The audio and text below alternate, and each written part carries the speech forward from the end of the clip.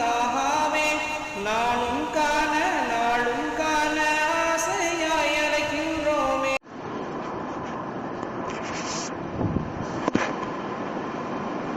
السلام عليكم ورحمة الله وبركاته. الحمد لله رب العالمين، والصلاة والسلام على سيدنا محمد أشرف المرسلين وإمام المتقين سيدنا وحبيبنا محمد صلى الله عليه وسلم وعلى آله الطيبين وأصحابه الطاهرين والمؤمنين أجمعين. أما بعد، فأعوذ بالله من الشيطان الرجيم. بسم الله الرحمن الرحيم. إنما يريد الله ليذهب عنكم الرجس أهل البيت ويطهركم تطهيرا. صدق الله مولانا العظيم. وقال تعالى أيضا: قل لا أسألكم عليه أجرا إلا المودة في القربى. صدق الله مولانا العظيم. قال نبينا وحبيبنا وقائدنا محمد رسول الله صلى الله عليه وسلم: كل نسب وسبب منقطع إلا نسبي وسببي أو كما قال عليه الصلاة والسلام. எல்லா புகழும் அல்லாஹ் ஒருவனுக்கே உரித்தாகட்டுமாக. ஸலாத்தும் சலாமும் ஃபாத்தமுல் அம்பியாஇ முஹம்மது ரசூலுல்லாஹி ஸல்லல்லாஹு அலைஹி வஸல்லம் அவர்களின் மீதும் அவர்களின் அன்பும் ஷஃபாஅத்தும் பாக்கியம் நிறைந்த உம்மத்தார்கள் அனைவர்கள் மீதும் என்றென்றும் உண்டாவட்டுமாக. கண்ணியமிக்க முஃமினீன்களே, அல்லாஹுடைய நல்லடியார்களே, நபிகள் நாயகம் ஸல்லல்லாஹு அலைஹி வஸல்லம் அவர்களின் மீது நாம் அன்பு செலுத்துவதும் அன்னலாரை நேசிப்பதும் அவர்கள் வழி நடப்பதும் எத்துணை தூரத்திற்கு நம்மின் மீது கடமையாக்கப்பட்டிருக்கிறதோ அதைப்போல நபிகள் நாயகம் ஸல்லல்லாஹு அலைஹி வஸல்லம் அவர்களுடைய குடும்பத்தார்களை நேசிப்பதும் இந்த உம்மத்தின் மீது கடமையாகும். எப்படி நான் என் குடும்பத்தை நேசிக்கிறதே என் மேல கடமையோ, அது இயற்கையானதோ, அதை போல நபிகள் நாயகம் ஸல்லல்லாஹு அலைஹி வஸல்லம் அவர்களுடைய குடும்பம் என்று இந்த உலகத்தில் இருக்கிறது, இருந்தது, இனி இருக்கும் கியாமத் வரை. ரசூலுக்குன்னு ஒரு குடும்பம் உண்டு. நபியின் குடும்பத்தார்கள், இவர்களுக்கு பெயர் அஹ்ல பைத் என்று குர்ஆன் சொல்கிறது. அஹ்ல பைத்துகள் என்று நாம் சொல்லுவோம். நபிகள் நாயகம் ஸல்லல்லாஹு அலைஹி வஸல்லத்தினுடைய அஹ்ல பைத்துகள், அவர்களின் குடும்பம், அவர்களின் வாரிஸ், கியாமத் வரைக்கும் அந்த குடும்பங்கள் இருந்து கொண்டே இருப்பார்கள். குர்ஆன்ல நபிகள் நாயகம் ஸல்லல்லாஹு அலைஹி வஸல்லம் அவர்களின் மீது யார் யார் என்னென்ன விமர்சனங்களை முன்வைத்தார்களோ எல்லா விமர்சனங்களுக்கும் நபி பதில் சொல்ல மாட்டார்கள், அல்லாஹ் பதில் சொல்லுவான்.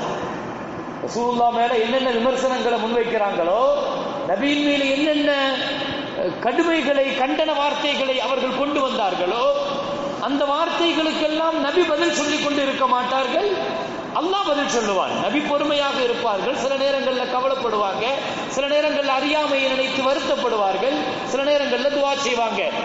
ஆனா எந்த ஒரு விமர்சனத்திற்கும் நபி ஸல்லல்லாஹு அலைஹி வஸல்லம் பதில் விமர்சனம் வைத்ததாக எங்கேயும் பார்க்க முடியாது. ஒரு விமர்சனத்தை அவர்கள் முன்வைக்கிறார்கள் என்று சொன்னால் அல்லாஹ் அதற்கு பதில் சொல்லி விடுவான். உதாரணமாக அவர்கள் சூனியக்காரர் என்று சொன்னார்கள் மக்கள், அவர் ஒரு கவிஞர் என்று சொன்னார்கள், அவர் ஒரு ஜோசியக்காரர் என்று சொன்னார்கள். அல்லாஹ் இதற்கெல்லாம் பதில் சொன்னார். வமா ஹுவ பிகௌலி ஷாயிர் வமா ஹுவ பிகௌலி காஹின். நபியே, உங்களுடைய சொல் அல்லது அல்லாஹ்வுடைய சொல், அல்லாஹ்வுடைய சொல்லத்தான் நீங்க சொல்றீங்க. எனவே அவர் ஒரு ஜோசியக்காரருடைய சொல் அல்ல, இது ஒரு சூனியக்காரருடைய சொல் அல்ல, நபி சூனியக்காரரும் அல்ல என்றெல்லாம் குர்ஆன்ல அதற்கு அல்லாஹ் தஆலா பதில் சொன்னான். ஒரு கட்டம் தாண்டி ரசூலுல்லாஹுவ பைத்தியக்காரன் என்று ஒருவன் சொன்னான். என்னென்ன வார்த்தைகளை எல்லாம் ஒரு மனிதனுடைய பலமான உறுதியான நம்பிக்கையை சிதைக்கிறதுக்கு என்னென்ன வார்த்தையெல்லாம் பயன்படுத்த முடியுமோ அதை அதையெல்லாம் அவர்கள் பயன்படுத்தி பார்த்தார்கள். ஒரு கட்டமாக அவர்களை பைத்தியக்காரர் என்று வலீத் என்பவன் சொன்னான். இந்த பைத்தியக்காரன் என்ற வார்த்தையை முன்வைத்த பொழுது அல்லாஹு தஆலா அவனுக்கு எதிராக அல்லாஹு தஆலா சொன்ன வார்த்தை இருக்குது, மா அன்த பிநிஅமத்தி ரப்பிக பிமஜ்னூன், உங்கள் ரப்பினுடைய அருட்கொடையால் நபியே நீங்கள் பைத்தியம் அல்ல, நீங்கள் தெளிந்த புத்தி சுவாதீனம் உள்ளவர். வ இன்னக லஅலா குலுகின் அலீம், நீங்கள் ஒரு மிகச்சிறந்த நற்குணத்திற்கு சொந்தக்காரர் என்று சொல்லி முடிச்சிட்டு, நபியே உங்களின் மீது இந்த விமர்சனங்களை வைத்தவன் யார் தெரியுமா? குல்ல ஹல்லாஃப் மஹீன், அவன் ஒரு பொய் சத்தியம் செய்பவன், இழிவானவன், ஹம்மாஸ் மஷா, கோல் சொல்பவன், புறம் பேசுபவன், மன்னாஇல் லில் கைர், எல்லா நன்மைகளும் தடுக்கப்பட்டவன், உத்துல்லு, அவன் ஒரு பெரிய ரவுடி, அசீம், அவன் பாவி என்றெல்லாம் அவனை பற்றி உண்டான 10 விமர்சனங்களை அல்லாஹ் முன்வைத்தான். இவன் நபியை பார்த்து ஒரு வார்த்தை தான் சொன்னான், பைத்தியம் ஒரு வார்த்தை சொன்னான்.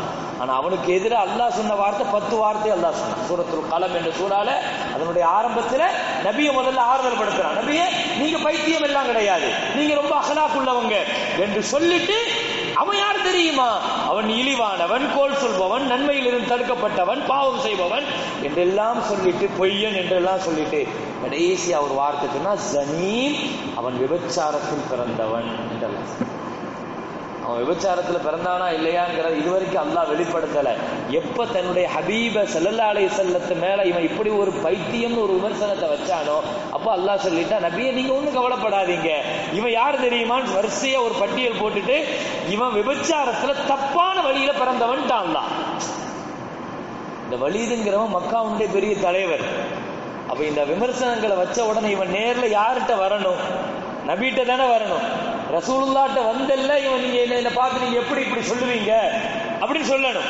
ஆனால் இவன் நேர்ல யார்கிட்ட போனானா? அவங்க அம்மாட்ட போனானா. அவன் அம்மாட்ட போய் சொன்னானா, முஹம்மது நபி என் மேல இப்படிப்பட்ட வார்த்தை எல்லாம் சொல்லி இருக்கிறாரு, குர்ஆனுடைய வார்த்தையாக 10 விஷயங்களை முன் வச்சிருக்கிறாரு. அதுல 9 என்கிட்ட இருக்குதா இல்லையாங்கிறது எனக்கு தெரியும். 10ஆவதா ஒரு வார்த்தை குர்ஆன் சொல்லுது, முஹம்மது நபி சொல்லி இருக்கிறாரு, விபச்சாரத்துல பிறந்தவன் சொல்லி இருக்கிறாரு. அது உண்மையா இல்லையா நீதான் சொல்லணும் அப்படின்னு. அவனுக்கு கூட நம்பிக்கையை பாருங்க, நபி சொன்னா உண்மையா தான் இருக்குன்னு நபிட்ட வரல, அவன் அம்மாட்ட தான் போனான். அவங்க அம்மா சொன்னாங்க, ஆமாப்பா எனக்கும் ஆடு மேய்க்கிற ஒருவனுக்கு மத்தியில ஒரு தப்பான உறவுல நீ பிறந்தன்னு சொல்லிட்டாப்புதான். எதுக்காக சொல்ல வரேன்? குர்ஆன்ல பல இடங்கள்ல நபிகள் நாயகம் ஸல்லல்லாஹு அலைஹி வஸல்லத்தின் மீது என்ன விமர்சனங்களை யார் வைத்தாலும் அதற்கு பதில் நபி சொல்ல மாட்டார்கள், நபிக்கு பதிலாக அல்லாஹ் சொல்லுவான். அப்படி வைக்கப்பட்ட விமர்சனங்களை, நபியை பலகீனப்படுத்துவதற்காக வைக்கப்பட்ட விமர்சனங்களில் ஆஸ் என்பவன் ஒருவன் இருந்தான். அவன் சொன்னான், நபிகள் நாயகம் ஸல்லல்லாஹு அலைஹி வஸல்லத்தினுடைய மகன் இப்ராஹீம் ரலியல்லாஹு அன்ஹு அந்த 2 வயசு புள்ள குழந்தை இறந்த உடனே இவன் சொன்னானாம், அந்த வருத்தத்தில கூட நபி கவலைப்படுவாங்கிறத பார்க்காம அவன் சொன்ன வார்த்தை, இவருடைய சந்ததி இந்த உலகத்தில் நிலைக்காது, இவர் ஒரு சந்ததி இல்லாதவர் அப்படின்னு ஒரு வார்த்தை.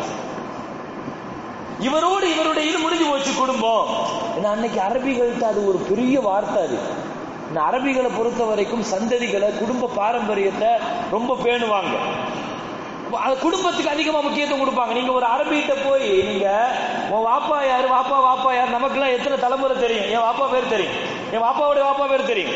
அதுக்கு முன்னால ஸல்லல்லாஹு அலைஹி வஸல்லம் பரம்பரையினுடைய புகாரி ஷரீஃப் நீங்க எடுத்து பாருங்க. ரசூலுல்லாஹ்வுடைய பரம்பரையில இப்ராஹிம் அலைஹிஸ்ஸலாம் வரைக்கும் உள்ள சுமார் 3000 வருஷத்தினுடைய தலைமுறை ஹதீஸ் ஷரீஃப் பதிவு செய்து. இப்ராஹிம் அலைஹிஸ்ஸலாத்தினுடைய மகன் இஸ்மாயில் அலைஹிஸ்ஸலாம், அப்படி வரிசையாக அப்துல்லா, அப்துல் முத்தலிப், ஹாஷிம், இப்படியே வரிசையா அப்படி போய்கிட்டே இருக்கும். ஏன்னா அரபிகளை பொறுத்த வரைக்கும் அவன் குடும்பத்துல வீட்டுல வளர்க்கிற ஒட்டகத்தினுடைய பரம்பரையை கேட்டாலும் சொல்லுவாங்க. அதனாலதான் அல்லாஹ் தஆலா அந்த பரம்பரையை இப்படி ஒரு நபி அல்லாஹ் தேர்ந்தெடுத்தான். அந்த வாரிசு குடும்பத்து மேல அளவு கடந்த மரியாதை உள்ளவங்க, வாரிசு சம்பந்தமாக பேசுறதுல ரொம்ப கவனமா இருப்பாங்க. அப்ப இப்படி ஒரு வார்த்தை இவன் சொல்லிட்டான், இவர் சந்ததி இல்லாதவர், இவருடைய சந்ததி இந்த பூமியில நிலைக்காது அப்படின்னு சொன்ன உடனே அல்லாஹ் தஆலா ஆயத்தை இறக்குனா, இன்ன ஷானிஅக ஹுவல் அப்தர். இப்பதான் இந்த ஆயத்தை அல்லாஹ் இறக்குறான்.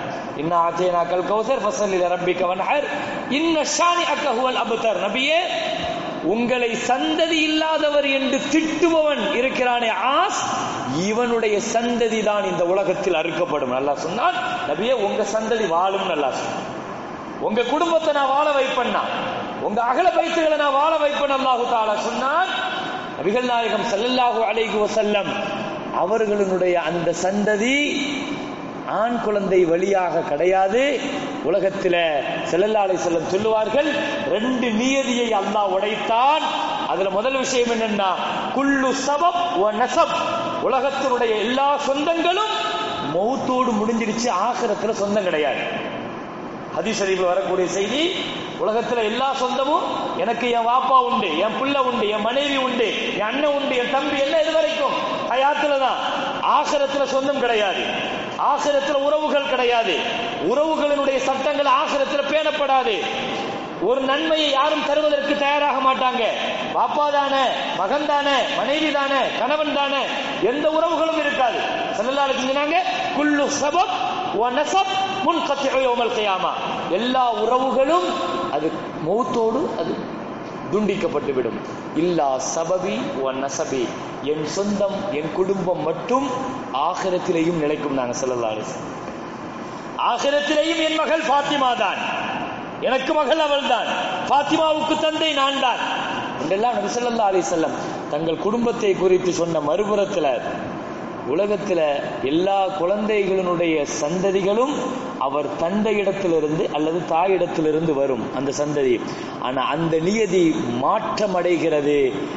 என் குடும்பத்தினுடைய சந்ததி என்னிலிருந்து வருது. நாங்க ஸல்லல்லாஹு அலைஹி வஸல்லம் ஹஜ்ரத் ஹசன் என் பிள்ளை. நாங்க ஸல்லல்லாஹு அலைஹி வஸல்லம் கண்ணியமிக்க முஃமினீன்களே, எனவே நபிகள் நாயகம் ஸல்லல்லாஹு அலைஹி வஸல்லத்தினுடைய சந்ததி என்பது ஹசன் ரலியல்லாஹுவின் வழியாக அல்லாஹ் இந்த உலகத்தில் ஃபாத்திமா ரலியல்லாஹு மேல ரசூலுல்லாஹ் ஏன் அளவு கடந்த அன்பு வச்சிருந்தாங்கன்னு சொல்லி சொன்னா, அல்லாஹ் 4 பொம்பளை பிள்ளைங்களை கொடுத்தான். ரசூலுல்லாஹ்வுடைய குடும்பத்தை எப்படி பாதுகாக்கிறாங்கிறத நீங்க கவனிக்கணும். ஏன்னா நபியினுடைய குடும்பத்து மேல நபிக்கும் நமக்கும் ஒரு பெரிய அக்கறை இருக்குது, பொறுப்பு இருக்குது, கடமை இருக்குது.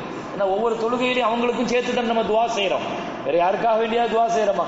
ஒவ்வொரு தொழுகையிலையும் நம்ம அவங்க பேரை சொல்லாம முடியாது, அவங்களுக்காக நாம துவா செய்யறோம். அல்லாஹும்ம ஸல்லி அலா முஹம்மதின் வ அலா ஆலி முஹம்மத். ஒவ்வொரு தொழுகை அத்தஹியாத்திலையும் யா அல்லாஹ் நீ ஸலவாத்து சொல்லணும், நீ கிருபை செய்யணும் முஹம்மது ஸல்லல்லாஹு அலைஹி வஸல்லத்திற்கும் வ அலா ஆலி முஹம்மத், முஹம்மது ஸல்லல்லாஹு அலைஹி வஸல்லத்தினுடைய குடும்பத்துக்கும். அல்லாஹும்ம பாரிக் அலா முஹம்மதின் வ அலா ஆலி முஹம்மத். யா அல்லாஹ் முஹம்மது ஸல்லல்லாஹு அலைஹி வஸல்லத்துக்கு நீ பரக்கத் செய்யணும், பாரிக் அலா வ அலா ஆலி முஹம்மத், முஹம்மது ஸல்லல்லாஹு அலைஹி வஸல்லத்தினுடைய குடும்பத்துக்கும் நீ பரக்கத் செய்யணும்.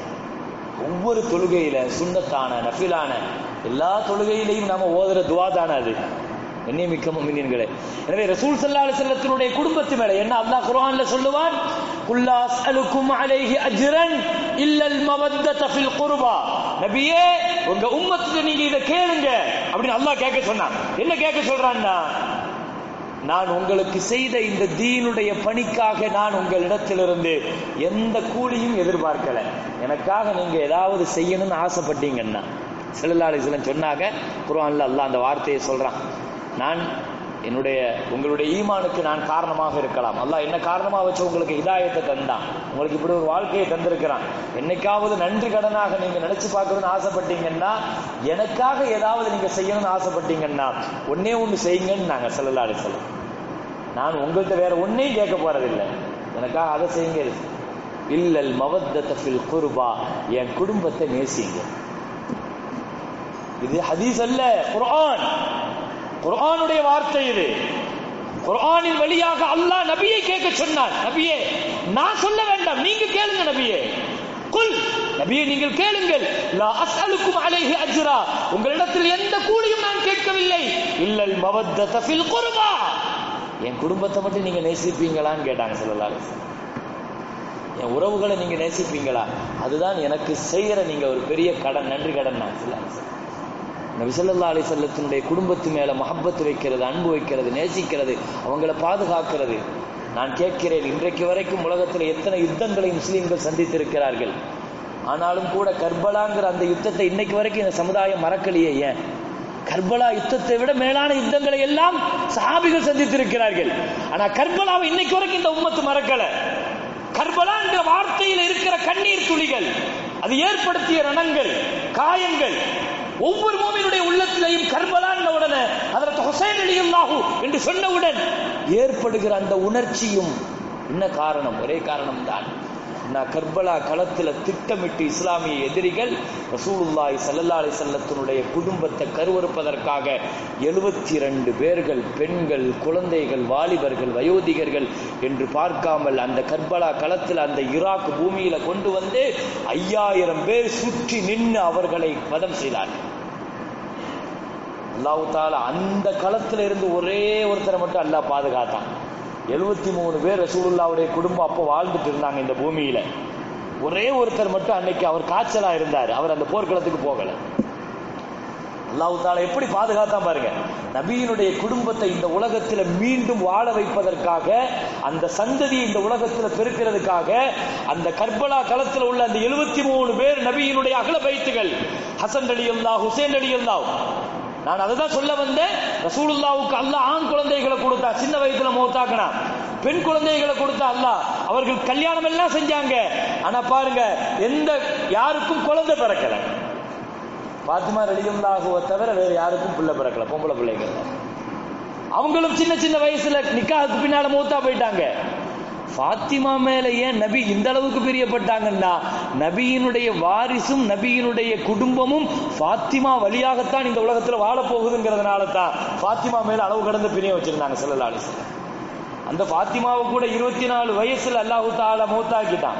நபியினுடைய 4 பொம்பளை பிள்ளைங்களும் எல்லாம் சின்ன வயசுல 20 வயசு 22 வயசு. ஸல்லல்லாஹு அலைஹி வஸல்லம் சொன்ன மாதிரி வாழ்க்கையில் அல்லாஹ் எனக்கு கொடுத்த மாதிரி சோதனை அல்லாஹ் யாருக்குமே கொடுக்கணும்னு சொன்னாங்க இல்லையா? நான் பிறக்கிற பொழுதே அனாதையாக பிறந்தேன். 6 வயசுல உம்மாவை இழந்து நிர்கதியற்ற நிலையில என் வாழ்க்கையில கண்டதெல்லாம் நிறைய கஷ்டங்கள் தான். என் வாழ்க்கையில ஓரளவுக்கு நிம்மதிங்கிறது மதீனால என்று வந்தவுடன் அதுவும் கூட 27 போர்க்களங்கள், 10 கொலைவெறி தாக்குதல்கள், எத்தனை கஷ்டங்கள் மதீனாலையும். அந்த 10 வருஷம் மட்டும் நிம்மதியாக வாழ விட்டார்களா? இல்லையா? வாழ்நாள் முழுக்க கஷ்டம்தான். தனி வாழ்க்கையில எடுத்து பார்த்தீங்கன்னா அல்லாஹு அக்பர், ஆண் குழந்தைகளையும் இழந்தார்கள் சின்ன வயசுல, பெண் குழந்தைகளையும் இழந்தார்கள் தங்களுடைய வாலிப பிராயத்துல. ஃபாத்திமா நாயகி மட்டும்தான் ரசூலுல்லாஹ் மௌத்தாகிறப்ப ஹயாத்தா இருக்கிறாங்க. எதுக்கு அல்லாஹ் ஹயாத்தா இருக்கிறான்னா, நபியினுடைய சந்ததியை வாழ வைப்பதற்காக. ஹஜ்ரத் ஹசன் ரலியல்லாஹுவின் வழியாக உள்ள அந்த பரம்பரை சுமார் 72 பேர்கள் கர்பலா களத்துல கொண்டு வந்து நிறுத்தி, அல்லாஹு அக்பர், நபியினுடைய குடும்பங்கள் அந்த ஈராக் பூமியில, அந்த வெட்ட வெளியில, அந்த பாலைவனத்துல அப்படி அழைத்து வந்து துரோகம் செய்யப்பட்டு, சூழ்ச்சி செய்யப்பட்டு 5000 பேர் சுற்றி நின்று அவர்களை வெட்டுகிற பொழுது அவர்கள் செய்த துவா ஈராக் வாசிகளை இன்னைக்கு வரைக்கும் பிடிச்சு உழுக்குகிறது. எவ்வளவு துவா செஞ்சிருப்பாங்க அந்த நேரத்தில். இப்படி துரோகம் பண்ணிட்டாங்களே ஈராக் வாசிகள், வாங்க எங்க உயிரை விட மேலா வச்சு காப்பாத்துறேன்னு சொல்லி கூப்பிட்டாங்க ஈராக் வாசிகள். 1 கடிதம் 2 கடிதம் எல்லாம் வந்து போகல. ஹுசைன் ரலியல்லாஹு 1 லட்சம் பேர் கடிதம் எழுதினாங்க ஈராக்ல இருந்து. வாங்க இஸ்லாமிய ஜனநாயகத்தை நிலைநிறுத்துங்க, உங்களுக்கு பின்னால நாங்க நிற்போம். யசீதினுடைய ஆட்சி எங்களுக்கு பிடிக்கல, அது அல்லாஹ்வின் ஆட்சி அல்ல, அது ஒரு அநியாயக்காரனின் ஆட்சி. எனவே எங்களுக்கு நீங்க நல்ல ஆட்சியை நீங்க மலர்த்தி கொடுங்க, மீண்டும் மறுஎழுச்சி ஏற்படுத்தி கொடுங்க என்றெல்லாம் கட்டுக்கட்டாக கடிதங்கள், மூட்டை மூட்டையா கடிதங்கள், லட்சக்கணக்கான கடிதங்கள் வந்தவுடன் ஈராக்கே நம்ம பின்னால்தான நிக்குதுன்னு கிளம்பிதான் பொம்பளைங்க குழந்தைங்கன்னு நபியினுடைய குடும்பத்தை 72 பேர்கள் பார்த்தாங்கன்னா, ஈராக் வாசிகள் ஒட்டுமொத்தமா தனக்கு பின்னால நின்று ஆட்சியை வாங்கி கொடுத்து ஒரு இஸ்லாமிய ஆட்சி உருவாகிறதுக்கு காரணம் ஏற்படுத்துவாங்கன்னு நம்பி போனாங்க. அந்த ஈராக் வாசிகளை நம்பி கருவறுத்தார்கள், துரோகம் செய்தார்கள். யசீதினுடைய வாளுக்கும் அவனுடைய அநியாயத்திற்கும் அராஜகத்திற்கும் பயந்தார்கள், பயந்து நடுங்கினார்கள். விளைவு 72 பேர்களை அந்த பூமியில காவு கொடுத்தார்கள். அவர்கள் செய்த துவாவோ என்னவோ தெரியல, இன்னைக்கு வரைக்கும் ஈராக்குக்கு நல்ல தலைமை கிடைக்கவில்லை. நல்ல தலைவர்களை எல்லாம் தன்னுடைய பூமிக்கு கொண்டு வந்து இந்த மாதிரி செஞ்ச காரணத்தினால் வரலாற்றை எடுத்து பாருங்க. அதற்கு ஹசன் ரலியல்லாஹு, ஹுசைன் ரலியல்லாஹு, அலி ரலியல்லாஹு, நபியினுடைய அகல பைத்துகளை பூரா கருவறுத்தது அந்த பூமி தான். 3 பேர்களுமே கொல்லப்பட்டது அங்கதான். உஸ்மான் ரலியல்லாஹுடைய கபர் இருக்குது, அபூபக்கர் ரலியல்லாஹுடைய கபர் இருக்குது, உமர் ரலியல்லாஹுடைய கபர் இருக்குது மதீனால. எங்க அலி ரலியல்லாஹுடைய கபர், அலி ரலியல்லாஹுடைய கபர் மதீனாலே மக்கால எங்கேயுமே கிடையாது, கபரிஸ்தான்ல ஈராக்ல. என்ன இவர்கள் ரசூலுல்லாஹுடைய அகல பைத்துகளை கருவறுத்த கூட்டம் இவர்கள். இன்றைக்கு வரைக்கும் ஒன்று செஞ்சு அதனுடைய விளைவை இன்னைக்கு வரைக்கும் அந்த பூமி அதை ஒரு நல்ல தலைமை இல்லாம ஒரு அராஜகத்திற்கும் அநியாயத்திற்கும் இன்னைக்கு வரைக்கும் முகம் கொடுத்துட்டு இருக்கிறாங்க. அல்லாஹ் பாதுகாக்க வேண்டும் அந்த மக்களை. எண்ணியமிக்க முஃமினீன்களே, எனவே அகல பைத்துகள் 72 பேர்களை கொண்டு வந்து திட்டமிட்டு நபியினுடைய குடும்பம் இனி இந்த பூமியில வாழக்கூடாதுன்னு ஒரு முடிவெடுத்த பொழுதே அல்லாஹ் தஆலா அந்த குடும்பத்திலிருந்து ஒரே ஒருவர் ஸைனுல் ஆபிதீன் ரலியல்லாஹு அன்ஹுங்கிற ஒருவரை மாத்திரம் அல்லாஹ் நோயை கொடுத்து அவர் அந்த போர்க்களத்திற்கு போக முடியாம பாதுகாத்து அவர் வழியாக நபி ஸல்லல்லாஹு அலைஹி வஸல்லத்தினுடைய குடும்பத்தை அல்லாஹ் பாதுகாத்தான், வாழ வைத்தான். இன்றைக்கு வரைக்கும் வாழ வைக்கிறான். இனி கியாமத் வரைக்கும் அந்த குடும்பம் வாழ்ந்து கொண்டே இருக்கும். சில தினங்களுக்கு முன்னால் ஒரு செய்தியை நான் குறிப்பிட்டது ஞாபகம் இருக்கலாம். நபிகள் நாயகம் ஸல்லல்லாஹு அலைஹி வஸல்லம் ஒரு நாள் மஸ்ஜிதில் உட்கார்ந்து தங்களுடைய வலது பக்கத்தில் ஹஜ்ரத் இப்ராஹிம் ரலியல்லாஹு தங்களுடைய மகன், இடது பக்கத்தில் தங்களுடைய மகன், வலது பக்கத்தில் ஹஜ்ரத் ஹுசைன் ரலியல்லாஹு பேரப்புள்ள 2 வயசு குழந்தை, 2 பேருமே சின்ன வயசு. ஸல்லல்லாஹு அலைஹி வஸல்லம் அவர்களுக்கு பேர குழந்தைகள், பொதுவாக குழந்தைகள்னாலே ரொம்ப பிடிக்கும். ஹதீஸ் ஷரீஃபில் வருது, ஒரு தடவை ஸல்லல்லாஹு அலைஹி வஸல்லம் இஷா தொழுகையில நீண்ட நேரமாக சுஜூதிலேயே இருக்கிறார்கள். நீண்ட நேரம் சுஜூதில் இருந்தாங்க. அந்த ஹதீஸ் அறிவிக்கிற அந்த சஹாபி சொல்றாரு, நான் கூட இவ்வளவு நேரமாகிறதே என்று சஜிதாவிலிருந்து எழுந்து பார்த்தால் நபி ஸல்லல்லாஹு அலைஹி வஸல்லத்தினுடைய கழுத்தின் மீது அவர்களுடைய பிரியமான பேர குழந்தை ஹஜ்ரத் ஹுசைன் ரலியல்லாஹு அன்ஹு கழுத்தின் மீது கட்டிப்பிடித்துக் கொண்டு படுத்திருக்கிறார்கள். தன்னுடைய பேர குழந்தை தொழுகையில தன்னுடைய முதுகுக்கு மேலே ஏறி நிற்கிறதுனால ஸல்லல்லாஹு அலைஹி வஸல்லம் அந்த குழந்தைய நபி எழுப்பவே இல்லை. அதுவாக எப்போ எழுந்திருக்கு அது வரைக்கும் சுஜூதில் இருந்தாங்க ஸல்லல்லாஹு அலைஹி வஸல்லம். ஃபர்து தொழுகையில பல நேரங்களில் சில சஹாபாக்கள் சொல்லுவார்கள், குழந்தைகள் வந்து விளையாடுகிற பொழுது ஹஜ்ரத் ரசூலுல்லாஹி ஸல்லல்லாஹு அலைஹி வஸல்லம் அவர்கள் மேல் அளவு கடந்த பிரியத்தால் பல நேரங்களில் மறைஞ்சி பள்ளிவாசல்ல ஸல்லல்லாஹு அலைஹி வஸல்லம் விளையாடுவாங்க. தூணுக்கு பின்னால மறைஞ்சு நிற்பாங்க, அவங்களை கண்டுபிடிக்க சொல்லுவாங்க. அப்படி பேர குழந்தைகள் மேலையும் அளவு கடந்த அன்பு வச்சிருந்த ஸல்லல்லாஹு அலைஹி வஸல்லம் ஒரு கட்டம் அந்த காட்சி சஹாபாக்கள் சொல்லுவார்கள், எங்களால் இன்னைக்கு வரைக்கும் மறக்க முடியாது. நபி உட்கார்ந்து வலது பக்கத்தில் ஹுசைன் ரலியல்லாஹு பேரப்புள்ள, இடது பக்கத்தில் தன்னுடைய மகன் இப்ராஹிம் ரலியல்லாஹு அன்ஹு 2 வயசு பிள்ளைங்க, 2 பிள்ளைங்களும் 2 பிள்ளைகளையும் ஸல்லல்லாஹு அலைஹி வஸல்லம் வச்சு விளையாடிக்கிட்டு இருக்கும்போது, கொஞ்சி கொண்டு இருக்கும்போது, முத்தம் கொடுத்து கொண்டிருக்கிற பொழுது ஜிப்ரீல் அலைஹிஸ்ஸலாம் உள்ள வந்தாங்க. ஹஜ்ரத் ஜிப்ரீல் அலைஹிஸ்ஸலாம் வந்து சொன்னாங்க, ரசூலல்லாஹ் இன்ன ரப்பக யுக்ரிஉக ஸலாம், உங்களுடைய ரப்பு உங்களுக்கு சலாம் சொன்னான் நபியே.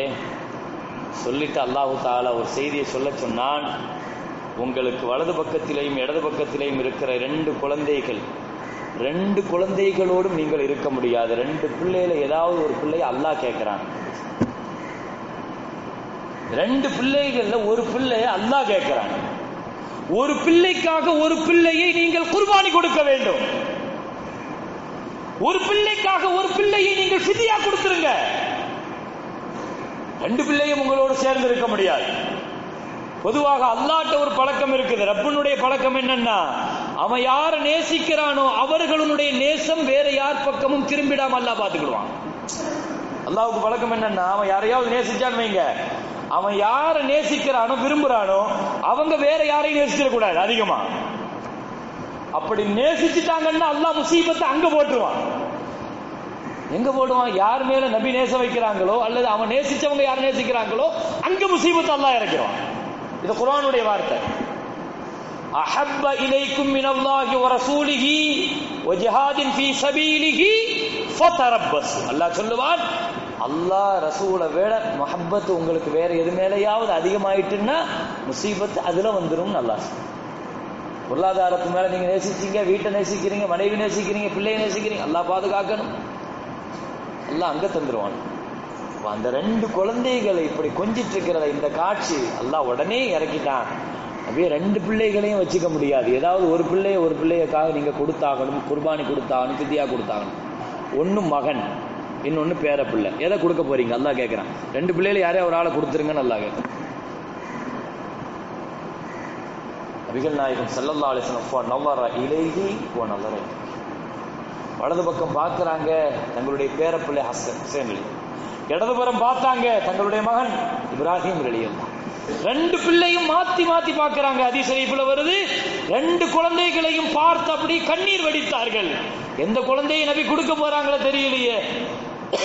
நபிகள் நாயகம் ஸல்லல்லாஹு அலைஹி வஸல்லம் சொன்னார்கள், ஜிப்ரீலே ஏதாவது பிள்ளை தந்தாகணுங்கிற கட்டாயத்தில் ஒருவேளை என் பிள்ளைய நான் கொடுத்தோம்னா அதுக்காக நான் மட்டும்தான் அழுகுவேன். ஆனா என் பேர பிள்ளை ஹுசைனை நான் கொடுத்தா நானும் அழுகுவேன், என் ஃபாத்திமாவும் அழுகும். ஸல்லல்லாஹு அலைஹி வஸல்லம், என் ஃபாத்திமா, நான் ஹயாத்துள்ள வரைக்கும் என் ஃபாத்திமா அழுவதை என்னால் பார்க்க முடியாது. ஸல்லல்லாஹு அலைஹி வஸல்லம், என் ஃபாத்திமா அழுகிற காட்சியை என்னால் பார்க்க முடியாது.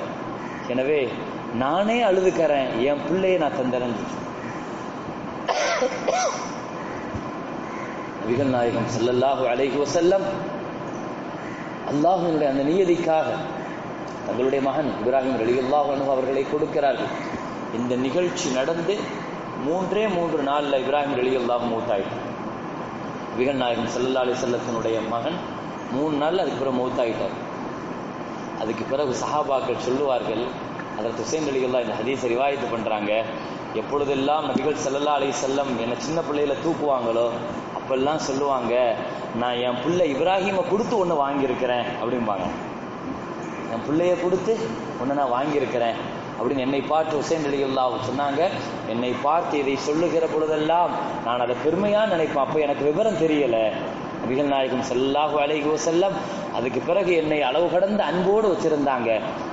ஒரு கட்டம் பள்ளிவாசல்ல ஜும்மால ஸல்லல்லாஹு அலைஹி வஸல்லம் குத்பா ஓதிக்கொண்டிருக்கிற பொழுது ஹஜ்ரத் ஹசன் அலி ஹுசைன் ரலியல்லாஹு 2 பேர பிள்ளைகளும் பள்ளிவாசலுக்குள் வந்த பொழுது குத்பா ஓதிக்கொண்டிருந்த பெருமானார் ஸல்லல்லாஹு அலைஹி வஸல்லம் குத்பால இருந்து நிறுத்திட்டு மெம்பர் படியிலிருந்து கீழே இறங்கி தாம் பேர பிள்ளைகளை, எப்பவுமே பள்ளிவாசலுக்கு பேர பிள்ளைங்க வந்துட்டாங்கன்னா நபி போய் எழுந்திருச்சு போய் அப்படியே தூக்கிட்டு வந்துருவாங்க.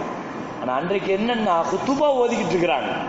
குத்பா ஓதுறத கூட மறந்த ஸல்லல்லாஹு அலைஹி வஸல்லம் மெம்பர் படியில இருந்து இறங்கி 2 பிள்ளைகளையும் அப்படியே தூக்கிட்டாங்க. தூக்கிட்டு திரும்பி பார்க்கறாங்க, மெம்பர்ல எல்லாம் இருந்தோம், குத்பால ஓதிட்டு இருந்தோம். ஸல்லல்லாஹு அலைஹி வஸல்லம் மெம்பர் படியில் ஏறி 2 குழந்தைகளை மெம்பர் படியில உட்கார வச்சுட்டு குத்பாவை, மீதி உள்ள குத்பாவை ஓதி முடித்தார்கள். குத்பாவை முடிச்சுட்டு கீழே இறங்குறப்ப ஜிப்ரீல் அலைஹிஸ்ஸலாம் மீண்டும் வந்து சொன்னார்கள், யா ரசூலல்லாஹ், எந்த குழந்தைக்காக நீங்க குத்பாவை நிறுத்திட்டு கீழே இறங்குனீங்களோ இந்த 2 குழந்தைகளும் தங்களுடைய வாலிபத்தை கூட பார்க்க மாட்டாங்கன்னு அல்லாஹ் சொல்லிட்டாங்க. மகனை கொடுத்து பேர பிள்ளைய வாங்கினாங்க. ஆனா அந்த பேர பிள்ளையினுடைய ஆயுள் கூட நிலைக்காது என்று அடுத்த கட்டம் அறிவிப்பு நபிகள் நாயகம் ஸல்லல்லாஹு அலைஹி வஸல்லத்திற்கு வருகிறது. கண்ணியமிக்க முஃமினீன்களே, ஹஜ்ரத் ரசூலுல்லாஹி ஸல்லல்லாஹு அலைஹி வஸல்லம் இதை கேட்ட பொழுது ஜும்மா முடிச்சு ஜிப்ரீல் அலைஹிஸ்ஸலாம் சொல்லிட்டு ஒரு வார்த்தை சொன்னாங்க, நபியே ஹல் தராக், நீங்க இவர் மரணமாகிற ஹுசைன் மரணமாகிற மண்ணை நீங்கள் பார்க்கிறீர்களா நபியே என்று சொல்லிட்டு ஒரு சின்ன பாட்டில்ல அந்த இராக் பூமியினுடைய மண்ணை, அந்த கர்பலா கடத்தினுடைய மண்ணை கொண்டு வந்து ஜிப்ரீல் அலைஹிஸ்ஸலாம் நபிகள் நாயகம் ஸல்லல்லாஹு அலைஹி வஸல்லம் அவர்கள்ட்ட கொடுக்கறாங்க. ஹஜ்ரத் ரசூலுல்லாஹி ஸல்லல்லாஹு அலைஹி வஸல்லம் அந்த மண்ணை வாங்கி தன் மனைவி உம்மு சலமா ரலியல்லாஹு அன்ஹாட்ட கொடுத்து ஒரு வார்த்தை சொன்னாங்க, யா உம்மு சலமா, இதா தஹவ்வலத்தி துராப் ஃபஅலம் அன்ன இப்னி கத் குத்தில. இந்த மண் எப்பொழுது கலர் மாறி சிகப்பு நிறத்தில் மாறுகிறதோ அப்பொழுது நீ விளங்கிக்கொள், என் மகன் ஹுசைன் கொல்லப்பட்டு விட்டார் என்று நீ விளங்கிக்கொள். அதுவரை இந்த மண்ணை நீ பாதுகாக்கணும். நான் நபிகள் நாயகம் ஸல்லல்லாஹு அலைஹி வஸல்லத்தினுடைய மனைவிமார்கள்ல எதுக்காக சொல்ல வரேன்னா, கர்பலா களமோ அல்லது நபியினுடைய குடும்பம் அங்கே ஏற்பட்ட மிகப்பெரிய யுத்த களமோ ஹுசைன் ரலியல்லாஹுவின் ஷஹாதத்து மரணமோ இதுவெல்லாம் யதார்த்தமாக நடந்த நிகழ்வுகள் அல்ல. இதுவெல்லாம் அல்லாஹுவினால் திட்டமிட்டு தீர்மானிக்கப்பட்டது. இப்படித்தான் நடக்க வேண்டும், இந்த பூமியில் தான் நடக்கும், இதுதான் நடக்கும். நபியின் ஹயாத்திலேயே அல்லாஹு தஆலா கர்பலா களத்தை கண்ணில் காட்டினார். ஸல்லல்லாஹு அலைஹி வஸல்லத்துடைய ஹயாத்திலேயே கர்பலா குறித்து ஜிப்ரீல் அலைஹிஸ்ஸலாம் வந்து நபிக்கு சொன்னார்கள், இதோ ஹுசைன் கர்பலா களத்தில் இராக் பூமியில தான் கொல்லப்படுவார்கள். நபிகள் நாயகம் ஸல்லல்லாஹு அலைஹி வஸல்லம் அந்த மண்ணையும் கொடுத்து உம்மு சலமாட்ட சொன்னாங்க. உம்மு சலமா ரலியல்லாஹு அன்ஹா சொன்னாங்க, எத்தனை வருஷம்? இது நடந்து சுமார் ஒரு 50-55 வருஷம் கழிச்சு ஹிஜ்ரி 60ல உம்மு சலமா ரலியல்லாஹு அன்ஹா. ஏன்னா இங்க இன்னொரு செய்தியையும் முஹத்திஸீன்கள் எழுதுவார்கள், ரசூலுல்லாஹ்வுடைய மனைவிமார்கள் நிறைய இருக்கிறாங்க, ஏன் உம்மு சலமாட்ட கொடுத்தாங்க ஸல்லல்லாஹு அலைஹி வஸல்லம்? ஏன்னா இந்த காட்சி நடக்கிற பொழுது உம்மு சலமா மட்டும்தான் ஹயாத்தா இருப்பாங்கன்னு அவங்கள்ட்ட கொடுத்துருக்கிறாங்க. கர்பலா நடக்கிற பொழுது ரசூலுல்லாஹ்வுடைய மனைவிமார்கள்ல யாரும் ஹயாத்தா இல்லை.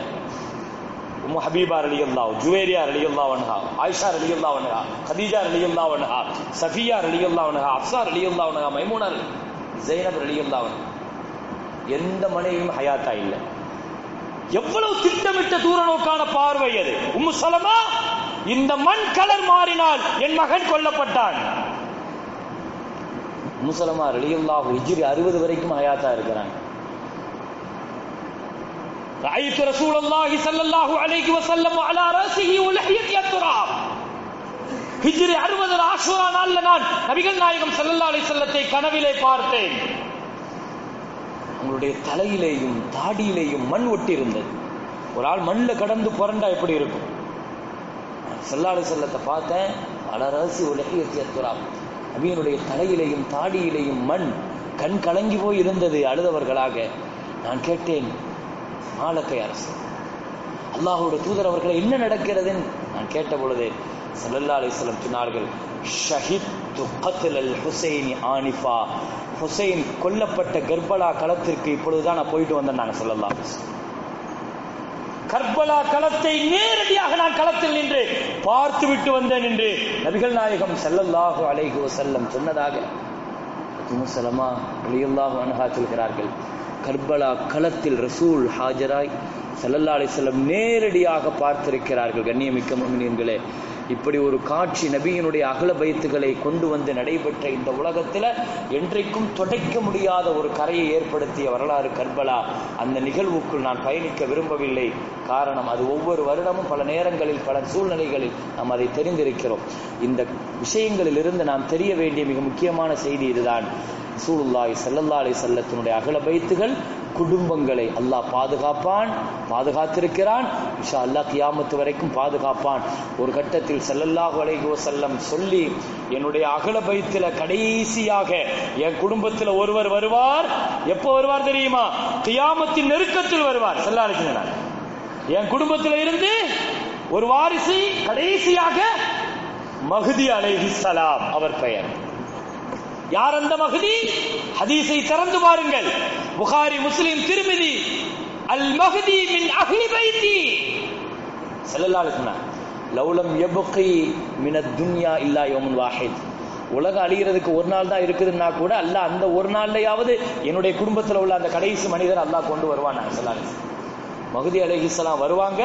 அவர் பெயர் என் பெயர், அவர் வாப்பா பெயர் என் வாப்பா பெயர். ஸல்லல்லாஹு அலைஹி வஸல்லம் இவ்வளவு துல்லியமாக தெளிவாக இந்த உம்மத்தை வழிநடத்தி இருக்கிறாங்க. ஸல்லல்லாஹு அலைஹி வஸல்லம் கியாமத்தில் என்ன நடக்கும்? யார் வருவாங்க?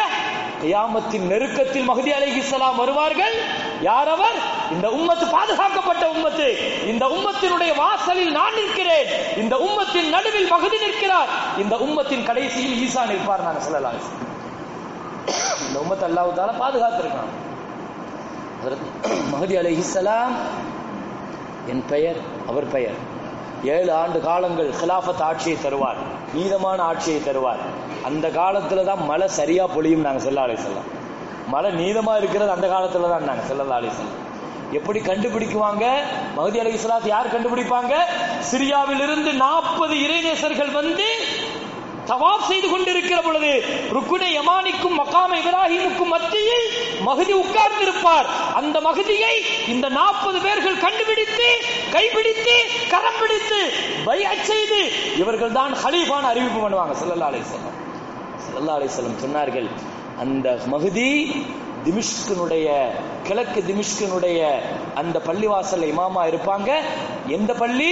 எந்த பள்ளியில ஈசா அலைஹிஸ்ஸலாம் மினாரால இறங்குவாரோ அந்த பள்ளியில மஹ்தி இமாமாக இருப்பார். நாங்கள் ஸல்லல்லாஹு அலைஹி வஸல்லம் ஒரு நாள் ஃபஜ்ர் தொழுகைக்கு பின்னால திரும்பி சஃபு என்று சொல்லுவார்கள்.